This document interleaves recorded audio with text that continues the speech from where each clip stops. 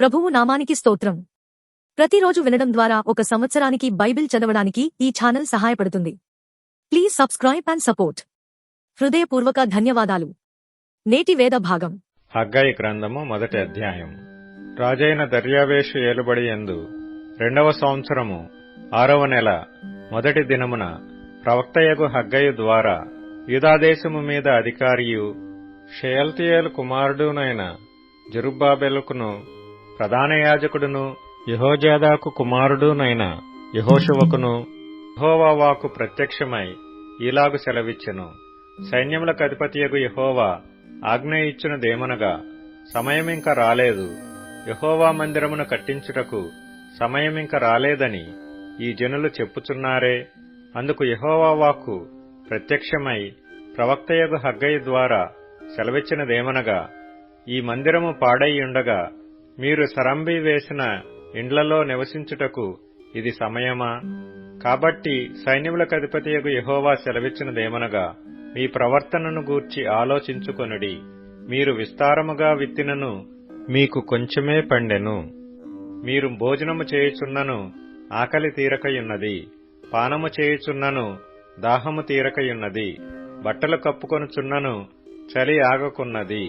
పనివారు కష్టము చేసి జీతము సంపాదించుకొనినను జీతము చినిగిపోయిన సంచిలో వేసినట్టుగా ఉన్నది. కాగా సైన్యములకు అధిపతియగు యెహోవా సెలవిచ్చినదేమనగా, మీ ప్రవర్తనను గూర్చి ఆలోచించుకొనుడి. పర్వతములెక్కి మ్రాను తీసుకుని వచ్చి మీరు ఈ మందిరమును కట్టించిన ఎడల దానియందు నేను సంతోషించి నన్ను గనపరచుకొందునని యెహోవా సెలవిచ్చుచున్నాడు.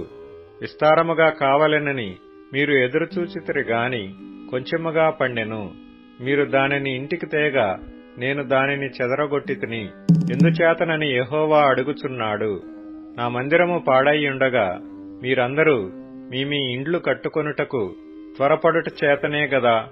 కాబట్టి మిమ్మును బట్టి ఆకాశపు మంచు కురువకయున్నది, భూమి పండకయున్నది.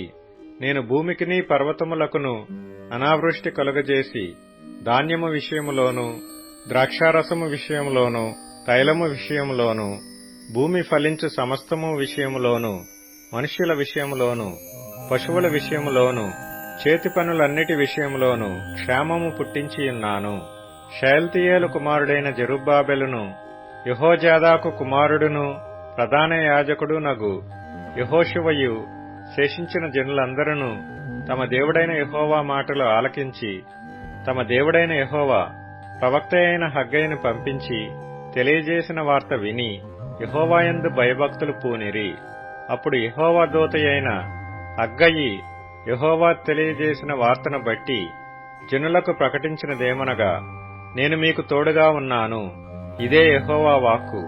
యెహోవా యూదాదేశపు అధికారియగు షయల్తీయేలు కుమారుడైన జెరుబ్బాబెలు యొక్క మనస్సును ప్రధాన యాజకుడగు యెహోజాదాకు కుమారుడైన యెహోషువ మనస్సును శేషించిన జనులందరి మనస్సును ప్రేరేపింపగా వారు కూడి వచ్చి రాజైన దర్యావేషు యొక్క ఏలుబడి యందు 2వ సంవత్సరము 6వ నెల 24వ దినమున సైన్యములకు అధిపతియగు తమ దేవుని మందిరపు పనిచేయ మొదలుపెట్టిరి.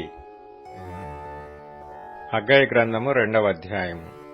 7వ నెల 21వ దినమున యెహోవా వాక్కు ప్రవక్తయగు హగ్గయికి ప్రత్యక్షమై సెలవిచ్చినదేమనగా, నీవు యూదాదేశపు అధికారియగు షయల్తీయేలు కుమారుడైన జెరుబ్బాబెలుతోనూ ప్రధాన యాజకుడగు యెహోజాదాకు కుమారుడైన యెహోషువతోనూ శేషించిన జనులతోనూ ఇట్లనము, పూర్వకాలమున ఈ మందిరమునకు కలిగిన మహిమను చూచిన వారు మీలో ఉన్నారు గదా.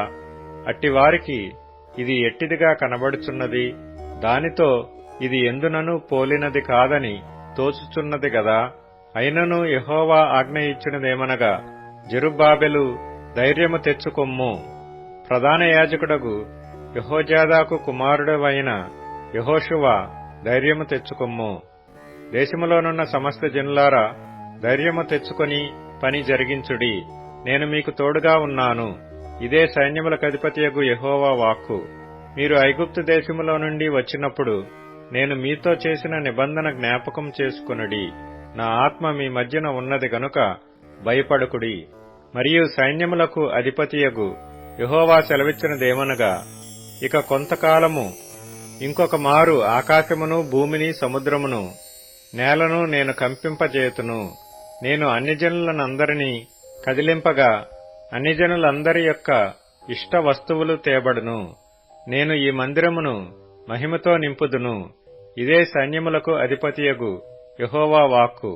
వెండి నాది, బంగారము నాది. ఇదే సైన్యములకు అధిపతియగు యెహోవా వాక్కు.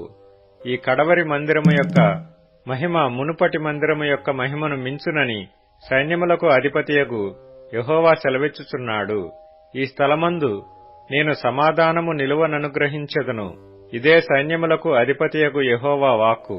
మరియు దర్యావేషు ఏలుబడియందు 2వ సంవత్సరము 9వ నెల 24వ దినమున యెహోవా వాక్కు ప్రవక్తయగు హగ్గయికి ప్రత్యక్షమై సెలవిచ్చినదేమనగా, సైన్యములకు అధిపతియగు యెహోవా ఈలాగున ఆజ్ఞ ఇచ్చుచున్నాడు. యాజకుల యొద్ద ధర్మశాస్త్ర విచారణ చేయుము. ఒకడు ప్రతిష్ఠితమైన మాంసమును తన వస్త్రపు చెంగున కట్టుకొని తన చెంగుతో రొట్టెనైనను వంటకమునైనను ద్రాక్షారసమునైనను తైలమునైనను మరి ఏ విధమగు భోజన పదార్థమునైనను ముట్టిన ఎడల ఆ ముట్టినది ప్రతిష్ఠితమగునా అని యాజకులనడుగగా వారు కాదనిరి. శవమును ముట్టుట వలన ఒకడు అంటుపడి అట్టి వాటిలో దేనినైనను ముట్టిన ఎడల తాను ముట్టినది అపవిత్రమగునాయని హగ్గయి మరలా నడుగగా యాజకులు అది అపవిత్రమగుననిరి. అప్పుడు హగ్గయి వారికీలాగు ప్రత్యుత్తరమిచ్చెను, ఈ ప్రజలను ఈ జనులను నా దృష్టికి అలాగుననే ఉన్నారు. వారు చేయు క్రియలన్నీయు వారచ్చట అర్పించినవి అన్నీయు నా దృష్టికి అపవిత్రములు. ఇదే యెహోవా వాక్కు. ఈ రాతి మీద రాయి ఇంచి యెహోవా మందిరము కట్టనారంభించినది మొదలుకొని ఆ వెనుక మీకు సంభవించిన దానిని ఆలోచన చేసుకొనుడి. నాట నుండి ఒకడు 20 కుప్పల కంకులు వేయగా 10 కుప్పలంత ధాన్యమే తేలుచున్నది. తీసుకొనవలనని 50 కొలల తొట్టి యొద్దకు ఒకడు రాగా 20 కొలలు మాత్రమే దొరుకును. తెగులుతోనూ కాటుకతోనూ వడగండ్లతోనూ మీ కష్టార్జితమంతటిని నేను నాశనము చేసియున్నాను. అయినను మీలో ఒకడును తిరిగి నా యొద్దకు రాలేదు. ఇదే యెహోవా వాక్కు. మీరు ఆలోచించుకొనుడి. ఇంతకు ముందుగా 9వ నెల 24వ దినము నుండి అనగా యెహోవా మందిరపు పునాది వేసిన నాటి నుండి మీకు సంభవించిన దానిని ఆలోచించుకొనుడి. కొట్లలో ధాన్యమున్నదా? ద్రాక్ష చెట్లైనను అంజూరపు చెట్లైనను దానిమ్మ చెట్లైనను ఒలీవ చెట్లైనను ఫలించకపోయెను గదా? అయితే ఇది మొదలుకొని నేను మిమ్మును ఆశీర్వదించెదను. మరియు ఆ నెల 24వ దినమున యెహోవా వాక్కు హగ్గయికి మరలా ప్రత్యక్షమై సెలవిచ్చినదేమనగా, యూదాదేశపు అధికారియగు జెరుబ్బాబెలుతో ఇట్లనుము, ఆకాశమును భూమిని నేను కంపింపజేయుచున్నాను. రాజ్యముల సింహాసనములను నేను క్రింద పడవేతును. అన్ని జనుల రాజ్యములకు కలిగిన బలమును నాశనము చేతును. రథములను వాటిని ఎక్కిన వారిని క్రింద పడవేతును. గుర్రములను రౌతులను ఒకరి ఖడ్గము చేత ఒకరు కూలుదురు. నా సేవకుడవును షయల్తీయేలు కుమారుడువునైన జెరుబ్బాబెలు, నేను నిన్ను ఏర్పరచుకొని ఉన్నాను గనుక ఆ దినమున నేను నిన్ను తీసుకొని ముద్రయుంగరముగా చేతును. ఇదే సైన్యములకు అధిపతియగు యెహోవా వాక్కు. ప్రకటన గ్రంథము 16వ అధ్యాయము. మరియు మీరు పోయి దేవుని కోపముతో నిండిన ఆ 7 పాత్రలను భూమి మీద కుమ్మరించుడని ఆలయములో నుండి గొప్ప స్వరము ఆ 7 దేవదూతలతో చెప్పగా వింటిని. అంతటా మొదటి దూత వెలుపలికి వచ్చి తన పాత్రను భూమి మీద కుమ్మరింపగా ఆ క్రూరముఖము యొక్క ముద్రగలవానికి దాని ప్రతిమకు నమస్కారము చేసిన వారికిని బాధకరమైన చెడ్డ పుండు పుట్టెను. రెండవ దూత తన పాత్రను సముద్రంలో కుమ్మరింపగా సముద్రము పీనుగ రక్తము వంటిదాయెను. అందువలన సముద్రములో ఉన్న జీవజంతువులన్నీ చచ్చెను. మూడవ దూత తన పాత్రను నదులలోనూ జలధారలలోనూ కుమ్మరింపగా అవి రక్తమాయెను. అప్పుడు వర్తమాన భూతకాలములలో ఉండు పవిత్రుడా, పరిశుద్ధుల రక్తమును, ప్రవక్తల రక్తమును, వారు కార్చినందుకు తీర్పు తీర్చి వారికి రక్తము త్రాగనిచ్చితివి. దీనికి వారు పాత్రులే. నీవు ఇలాగు తీర్పు తీర్చితివి గనుక నీవు న్యాయవంతుడవని జలముల దేవదూత చెప్పగా వింటిని. అందుకు అవును ప్రభువా, దేవా, సర్వాధికారి, నీ తీర్పులు సత్యములను న్యాయములునై ఉన్నవని బలిపీఠము చెప్పుట వింటిని. 4వ దూత తన పాత్రను సూర్యుని మీద కుమ్మరింపగా మనుష్యులను అగ్నితో కాల్చుటకు సూర్యునికి అధికారము ఇయ్యబడెను. కాగా మనుషులు తీవ్రమైన వేడిమితో కాలిపోయి ఈ తెగుళ్ల మీద అధికారము గల దేవుని నామమును దూషించిరి గాని ఆయనను మహిమపరచునట్లు వారు మారు మనస్సు పొందినవారు కారు.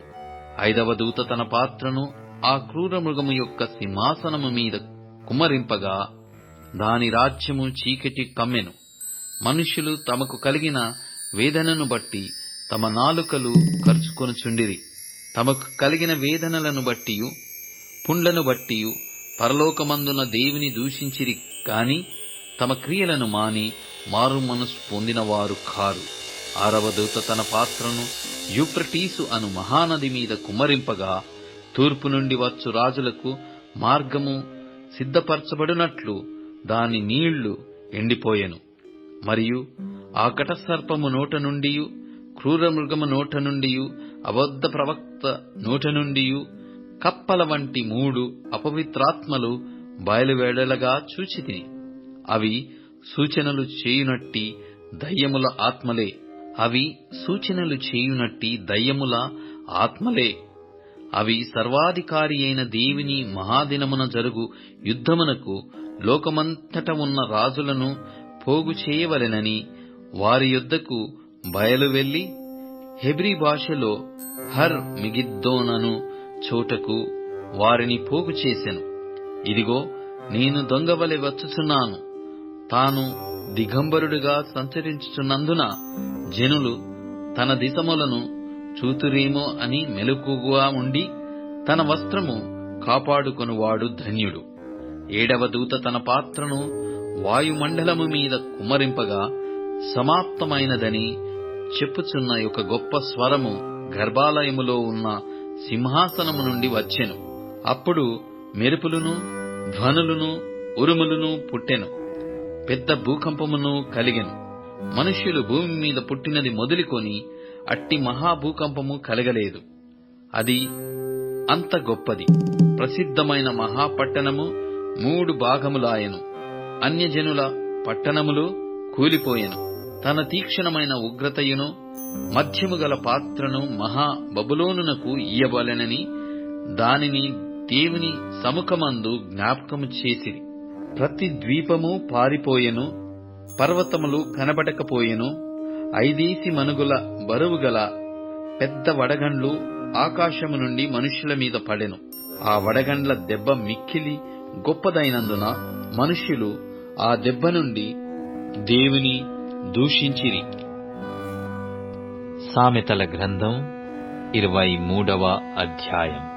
నీవు ఏలికతో భోజనము చేయ కూర్చుండిన ఎడల నీవెవరి పక్షముననున్నావో బాగుగా యోచించుము. నీవు తిండిపోతువైన ఎడల నీ గొంతుకకు కత్తి పెట్టుకొనుము. అతని రుచిగల పదార్థములను ఆశింపకుము. అవి మోసపుచ్చు ఆహారములు. ఐశ్వర్యము పొంద ప్రయాసపడకుము. నీకు అట్టి అభిప్రాయము కలిగినను దాని విడిచిపెట్టుము. నీవు దానిమీద దృష్టి నిలిపిన తోడనే అది లేకపోవును. నిశ్చయముగా అది రెక్కలు ధరించి ఎగిరిపోవును. పక్షిరాజు ఆకాశమునకు ఎగిరిపోవునట్లు అది ఎగిరిపోవును. ఎదుటివాని మేలు ఓర్చలేని వానితో కలిసి భోజనము చేయకుము. వాని రుచిగల పదార్థములను ఆశింపకుము. అట్టివాడు తన అంతర్యములో లెక్కలు చూచుకొనువాడు. తినుము, త్రాగుము అని అతడు నీతో చెప్పునే గాని అది హృదయములో నుండి వచ్చు మాట కాదు. నీవు తినిన దానిని కక్కివేయుదు. నీవు పలికిన ఇంపైన మాటలు వ్యర్థములగును. బుద్ధిహీనుడు వినగా మాటలాడకుము. అట్టివాడు నీ మాటలలోని జ్ఞానమును తృణీకరించును. పురాతనమైన పొలిమేర రాతిని తీసివేయకుము. తల్లిదండ్రులు లేని వారి పొలములోనికి నీవు చొరబడకూడదు. వారి విమోచకుడు బలవంతుడు.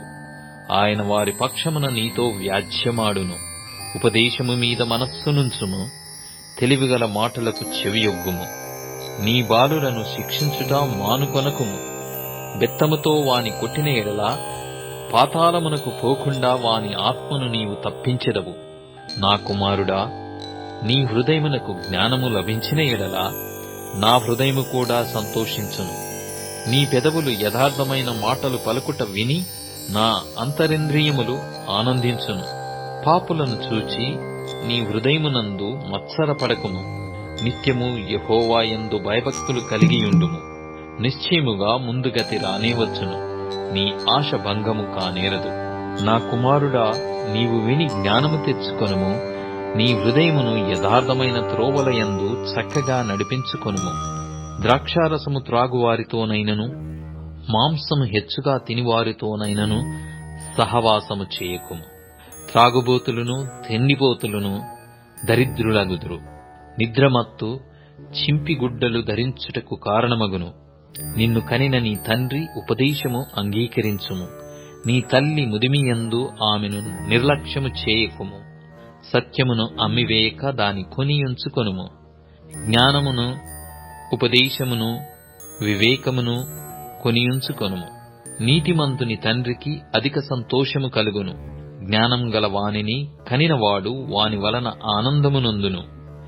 నీ తల్లిదండ్రులను నీవు సంతోషపెట్టవలెను. నిన్ను కనిన తల్లిని ఆనందపరచవలెను. నా కుమారుడా, నీ హృదయమును నాకిమ్ము. నా మార్గములు నీ కనులకు ఇంపుగా ఉండనిమ్ము. వేశ్య లోతైన గొయ్యి, పరస్త్రీ ఇరుకైన గుంట. దోచుకొనువాడు పొంచియుండునట్లు అది పొంచియుండును. అది బహుమందిని విశ్వాసఘాతకులనుగా చేయును. ఎవరికి శ్రమ, ఎవరికి దుఃఖము, ఎవరికి జగడములు, ఎవరికి చింత, ఎవరికి హేతువులేని గాయములు, ఎవరికి మందదృష్టి. ద్రాక్షారసముతో ప్రొద్దుపుచ్చుకు వారికే గదా, కలిపిన ద్రాక్షారసము రుచి చూడ చేరువారికే గదా. ద్రాక్షారసము మిక్కిలి ఎర్రబడగను, గిన్నెలో తలతలలాడుచుండగను, త్రాగుటకు రుచిగా నుండగను దాని వైపు చూడకుము. పిమ్మట అది సర్పము వలె కరచును, కట్లపాము వలె కాటువేయును. విపరీతమైనవి నీ కన్నులకు కనబడును. నీవు వెర్రి మాటలు పలుకుదువు. నీవు నడి సముద్రమున పండుకొను వానివలె నుందువు. ఓడ కొయ్య చివరను పండుకొను వానివలె నుందువు. నన్ను కొట్టినను నాకు నొప్పి కలగలేదు, నా మీద దెబ్బలు పడినను నాకు తెలియలేదు. నేనెప్పుడు నిద్ర మేలుకొందును, మరల దాని వెతుకుదును అని నీవనుకొందువు. ఇప్పుడు tune in, Spotify, Amazon music మరియు యూట్యూబ్ మ్యూజిక్ లో కూడా అందుబాటులో ఉంది. Please follow us.